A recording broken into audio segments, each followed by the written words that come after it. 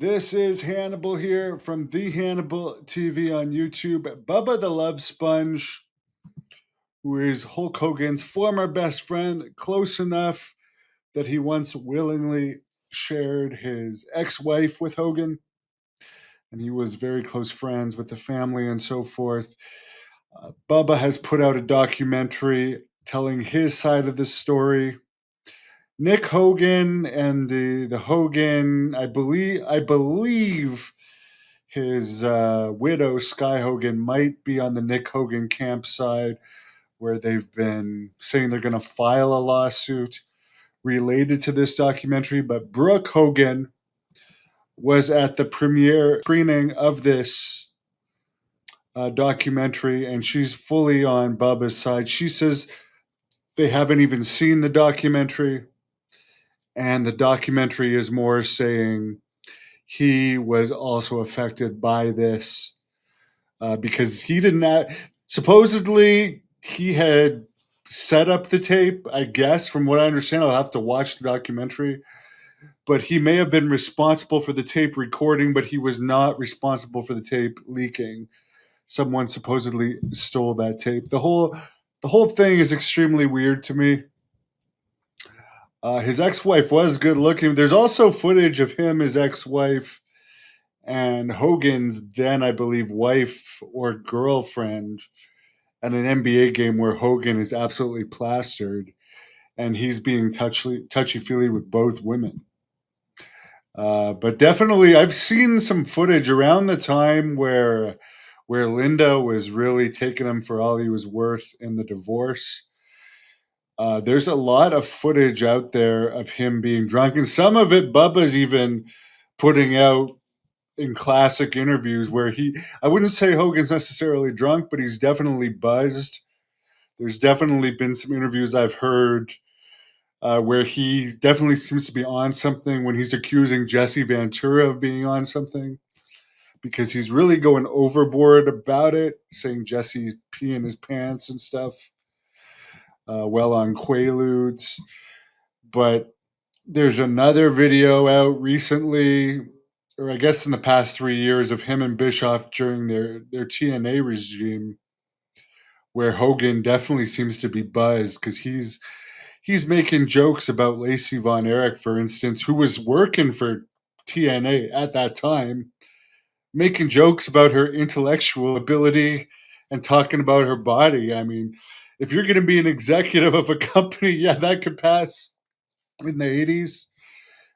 Definitely, Lacey is a laid back girl, but to be saying that stuff publicly on the radio, and I forget exactly when that TNA era was, but it seemed to have been in at least the 2010s.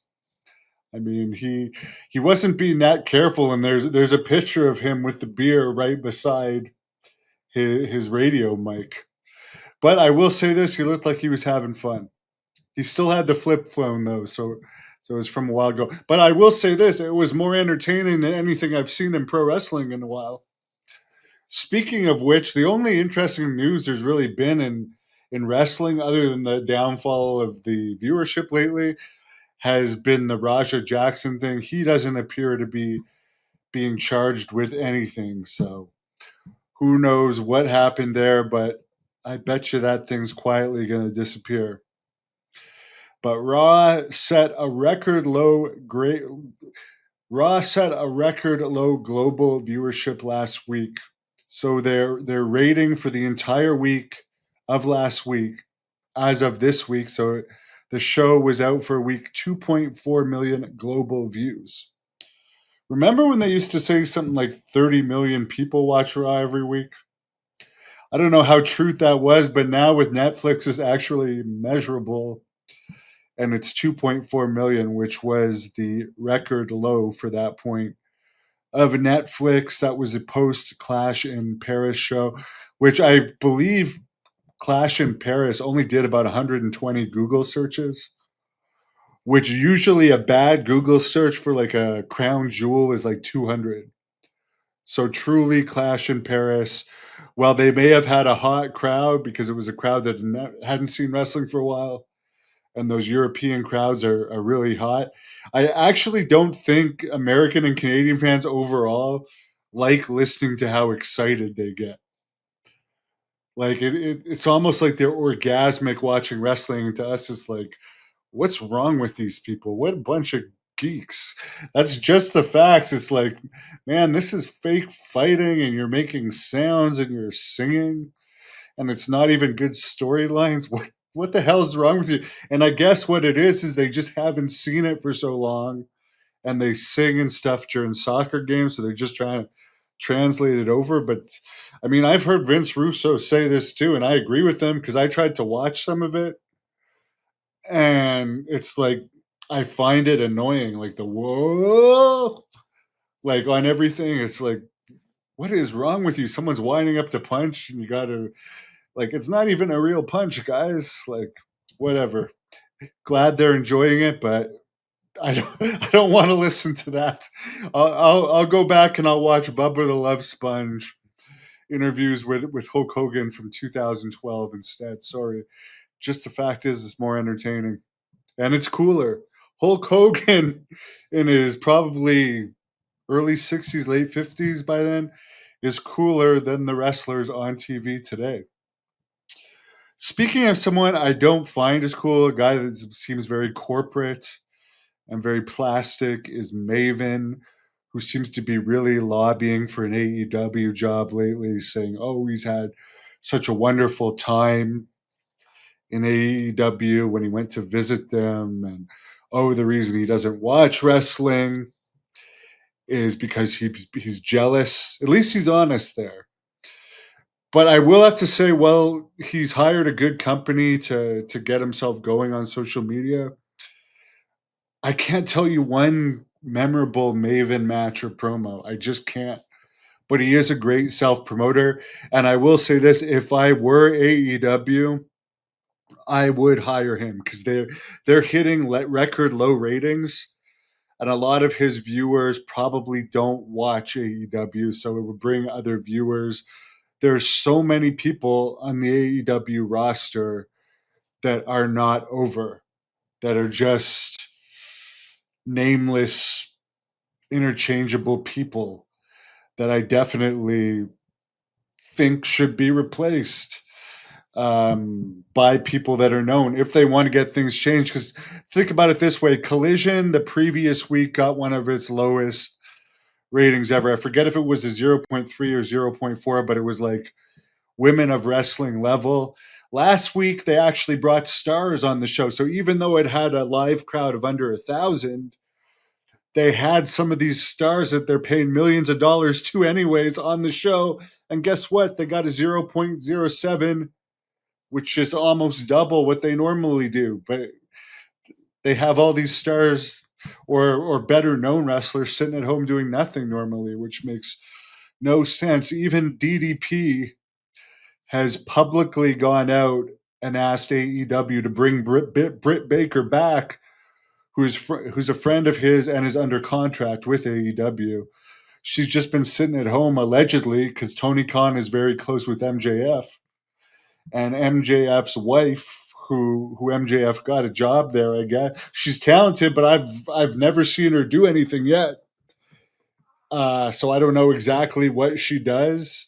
I assume they've used her for something, but I mean, I saw Tony Khan was at the wedding, but supposedly her and Britt Baker have some issue, and that's why we haven't seen Britt Baker do anything for so long. They're now using Brian Danielson as a commentator who hasn't done much of anything for 11 months. Chris Jericho is still sitting at home. Going on 6 months now? These guys are all under contract, just sitting at home. Here's a funny one, and I do feel bad for Wardlow, but he sat at home for like almost a year, and then he comes back and gets injured one of his first times out, and it makes you beg to wonder the question: if your body's not used to wrestling, does it make it more prone to injury? Because I've also heard AEW has a huge injured list. Now, is that because they give people time off with injuries? Remember in WCW, they're nowhere near as bad as AEW, but people would take time off for injuries in WCW because it was paid. I see. I don't know if that's happening in AEW because I've heard Dave Meltzer say many times there's like more people injured overall in AEW than WWE. Is that because they do a more reckless style? Is that because they wrestle less? Or is that because it's easier to go on the injured list and get paid to do nothing? I really don't know. I do know there's more wrestlers with less passion for wrestling than ever because now you don't really have to pay that many dues to become a wrestler. So when you paid dues, it really weeded out the ones that didn't have the passion. Now it's a lot easier to get a contract, so you get a lot more people that don't have the passion to fight through injuries and so forth. Speaking of people they haven't used for a long time, the Big Show's done like nothing since they've hired him. He's done a couple appearances at baseball games. I don't know what he's done, but we keep hearing, oh, they're going to use him for something. At one point, they tried him as a commentator. He sucked. Mark Henry also sucked, but they cut him loose. Big Show. I don't know if it's because Tony Khan thinks WWE would still use Big Show for something, but the man, I'd love to know how much he's made. He might be one of the highest paid wrestlers for doing the least in history of wrestling. By the way, speaking of making up for bad ratings, SmackDown last week got its lowest rating ever, 0.28. So this past Friday, or sorry, 2 weeks ago, it got its lowest rating ever. So this past week, they put John Cena on the show. They really loaded it up. I think John Cena was even in a match. They had AJ Lee return and so forth. They did a 0.51. So obviously, for people that say they don't care about ratings, both companies had really bad ratings and tried to make up for it the next week. And both companies actually did make up for it to an extent. I mean, if you want to call 0.51 and 0.07 ratings to brag about, I would say those are better than normal ratings for SmackDown and Collision. So congratulations to both of those companies for bringing up their game.